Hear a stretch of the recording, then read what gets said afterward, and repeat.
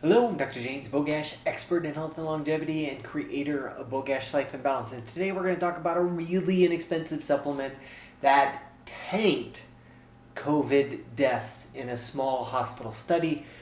However, this is a supplement that we've been saying almost since day one should be used in helping manage COVID cases, especially in our older population, because melatonin levels are far higher in our youth than they are in the elderly.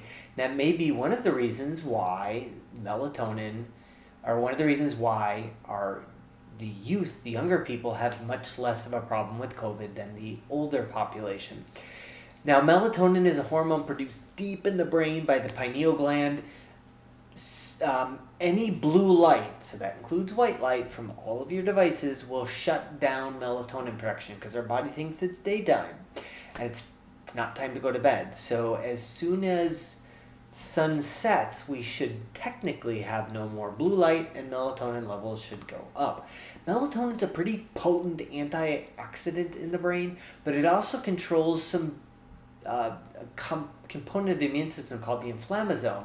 So it keeps the immunity from going crazy, which we know by now that a lot of people are destroyed by their own immune systems, not by COVID itself.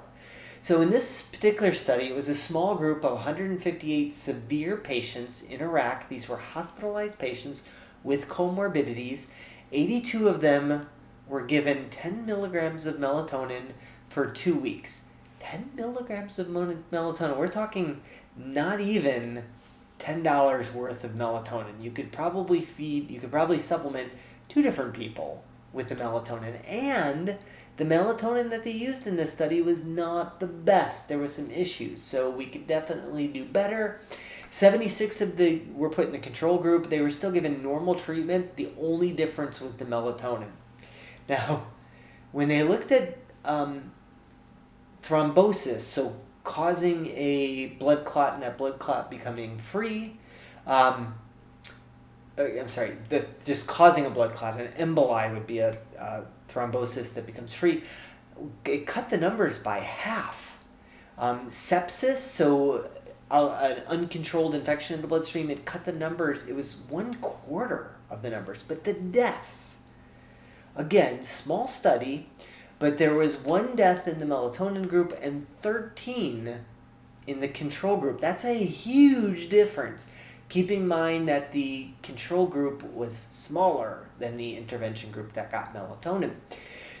This is one of those just dumb things that we should have been studying a year and a half ago because it's so darn inexpensive, but that also means that there's no money to be made. We don't have the shiny, expensive new drug when we can give an entire hospital melatonin for what it costs for a single course of something like Remdesivir, which doesn't even do a very good job and may actually be killing people more than it's helping them.